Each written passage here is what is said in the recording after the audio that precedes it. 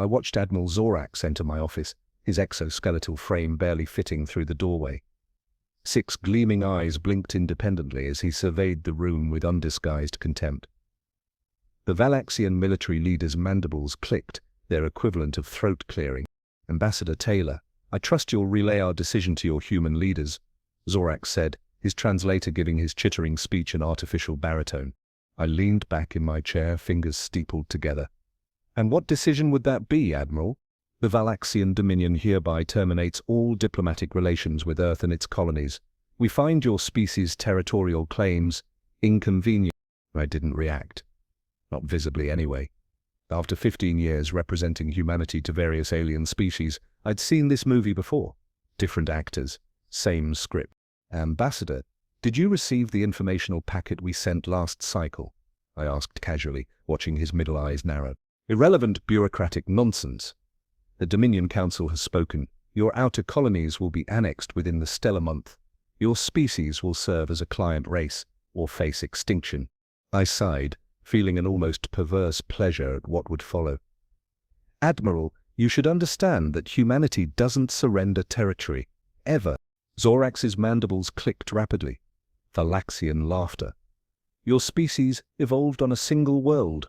Ours conquered 12 systems before developing faster-than-light travel. Your military vessels are outnumbered 20-1. Your weaponry is primitive. Your colonies are isolated." I allowed myself a small smile.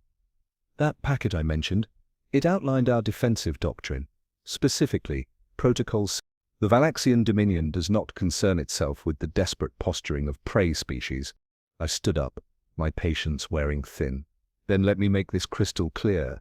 Any attack on human settlements will be met with force so disproportionate, so absolute, that your historians, assuming you have any left, will mark it as the greatest miscalculation in your species' existence." Zorax's exoskeleton flared, his bioluminescent patches glowing bright orange, a sign of aggression. "You dare threaten the Dominion. Your colonies will fall within days, your homeworld within weeks. The Council has calculated acceptable losses." I walked to my office window, gazing out at the stars. "You've calculated nothing." "The Skrell thought as you did. So did the Procyon aggregate.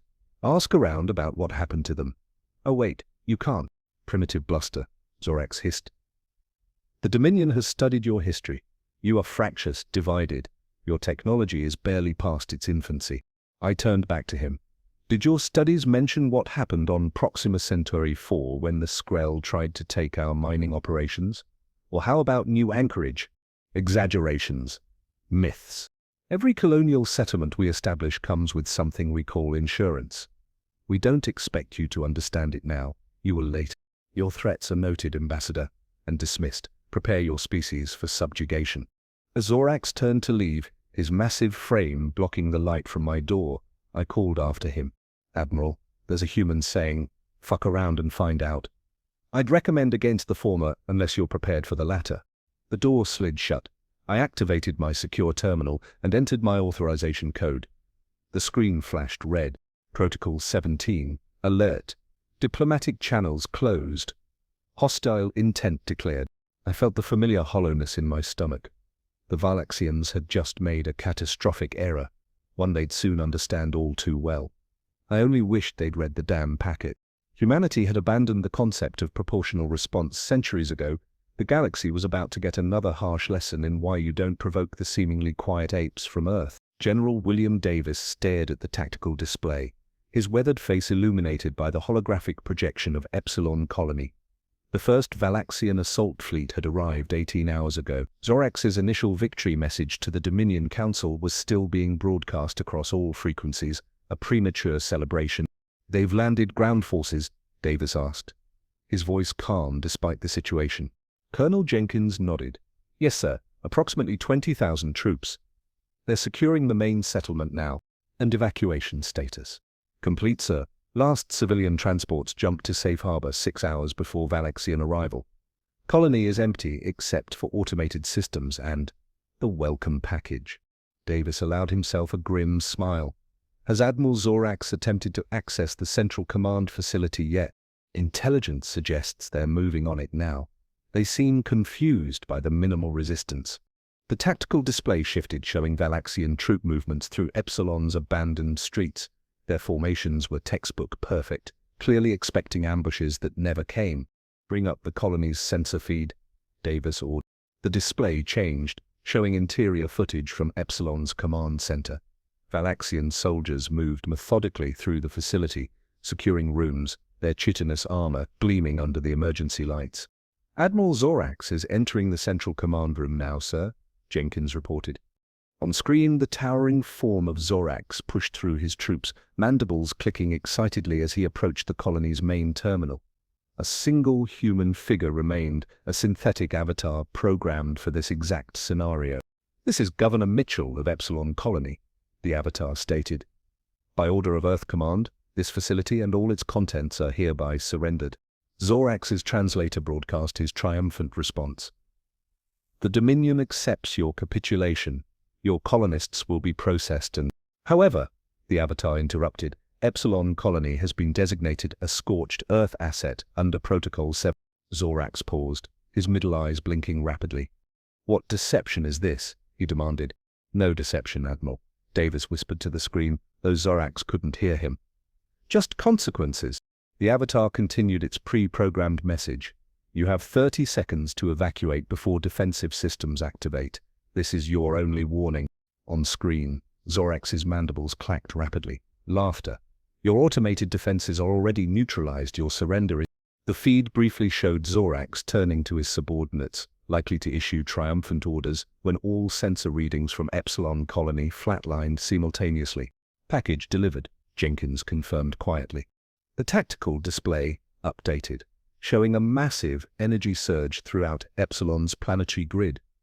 The reaction was cascading through the settlement's power network, through the mines, through the terraforming stations. A carefully engineered collapse. The long-range sensors showed what happened next. Epsilon Colony, humanity's third-largest outer settlement, vanished in a blinding flash visible from orbit. Where a thriving colony had stood, a molten crater remained. Along with the entire Valaxian ground force and Admiral Zorax, Davis clasped his hands behind his back.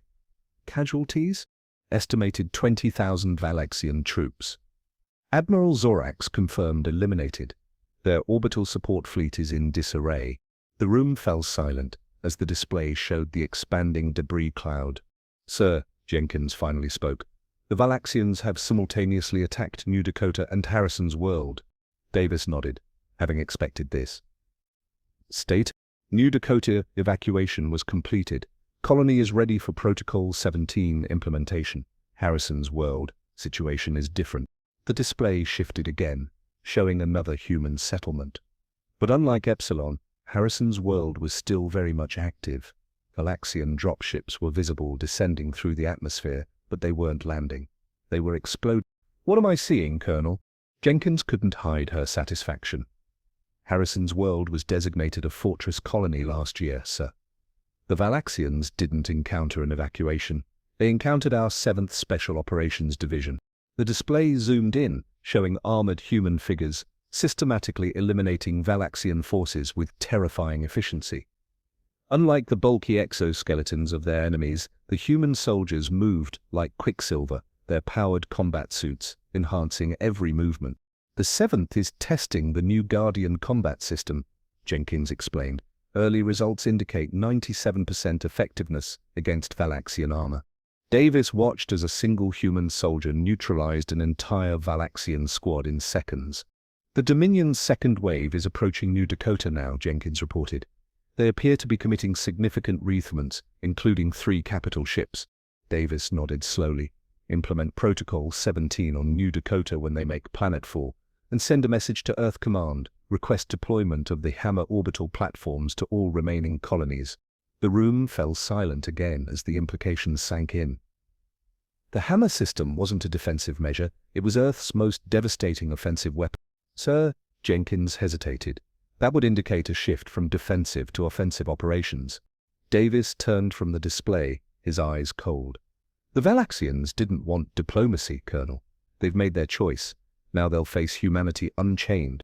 On the display behind him, New Dakota erupted into a fireball, taking another Valaxian fleet with it. But the real horror for the alien invaders was just beginning. Admiral Taylor stood at the observation window of his flagship, watching the Valaxian homeworld rotate slowly below. After 3 weeks of devastating conflict, the once mighty Dominion had been reduced to their home system and a handful of scattered outposts. Earth Command had designated this the final engagement. The door slid open behind him, and he didn't need to turn to know who it was. Ambassador Wilson, Taylor acknowledged. I'm surprised Earth Command sent you. This isn't exactly a diplomatic mission. Wilson moved to stand beside him, both men gazing at the planet below. Every war ends with diplomacy, Admiral, even this one. Taylor laughed without humor. They declared war on us. They destroyed 2 of our colonies before we implemented Protocol 17. They showed no interest in ceasefire requests. And we've reduced their empire to ash in response, Wilson replied quietly. 17 worlds rendered uninhabitable, their fleet decimated, their leadership in disarray. Earth Command believes they're ready to listen now. A holographic display activated beside them, showing the Valaxian High Council chamber. The once proud leaders of the Dominion huddled together, their mandibles quivering, a sign of absolute terror in their species. Supreme Councilor Vex, Wilson addressed the largest of the aliens. I speak for Earth and her colonies. We submit, Vex's translator conveyed, the artificial voice stripped of all arrogance. The Dominion surrenders unconditionally. Please, no more. Wilson nodded solemnly. Your surrender is accepted, effective immediately. All hostilities will cease. Admiral Taylor turned away from the window, his jaw tight. Just like that, after what they tried to do, Wilson raised a hand slightly, continuing his address to the Valaxians. However, before we establish terms, there is something you should understand, something all species should understand about humanity. The ambassador stepped closer to the holographic projection, his voice taking on a harder edge. Humanity evolved on a world that tried to kill us every day. Our history is an endless struggle against extinction, against nature, against ourselves. We didn't reach the stars because we were destined for them. We reached them because we refused to die. The Valaxian counselors remained silent, their multiple eyes fixed on Wilson. Protocol 17 isn't just a defensive measure, it's a philosophy. We build knowing we might have to destroy. We settle prepared to abandon. We advance, ready to scorched earth. Not because we're warlike, but because we've learned the cost of unpreparedness. Admiral Taylor watched Wilson with newfound respect. This wasn't just diplomacy, it was education. The packet we sent your Admiral Zorax explained all of this, Wilson continued. It outlined our history, our protocols, our red lines. He chose not to read it. That choice cost millions of Valaxian lives. Wilson's voice softened slightly. Remember this, counselors. Humanity extends its hand in peace whenever possible. But when that hand is slapped away, what follows isn't war as you understand it. It's extinction management. The holographic display showed the Valaxian counselors touching their foreheads to the ground, the ultimate gesture of submission in their culture. Ambassador Supreme Councilor Vex's translator conveyed. The stars whisper of other species who challenged humans and vanished. We believed them exaggeration. They weren't, Taylor interjected. The Skrell, the Procyon Aggregate, the Taurian Imperium, all made the same mistake you did. Wilson nodded. Which brings me to our terms. The Valaxian Dominion will become a protectorate of Earth. Your remaining worlds will receive humanitarian aid. Your people will live, and perhaps one day your civilization will rebuild. In exchange for mercy? Vex asked. No, Wilson replied. In exchange for understanding, for finally reading the packet. As the transmission ended, Taylor turned to Wilson. You know they'll tell others. Word will spread. Wilson smiled faintly. That's the point, Admiral. We don't want to keep fighting these wars. We want the galaxy to understand what we are. Taylor gazed back at the Valaxian homeworld. And what are we, really? The species that survived everything a death world could throw at us. The apes who stared into extinction 1,000 times and refused to blink. Wilson's voice carried the weight of human history. We're not conquerors, we're survivors, and the galaxy is finally learning the difference. Below them, the Valaxian homeworld continued its rotation, its new status as a human protectorate now a silent warning to any species that might mistake humanity's extended hand for weakness. The universe would remember this lesson for a very long time.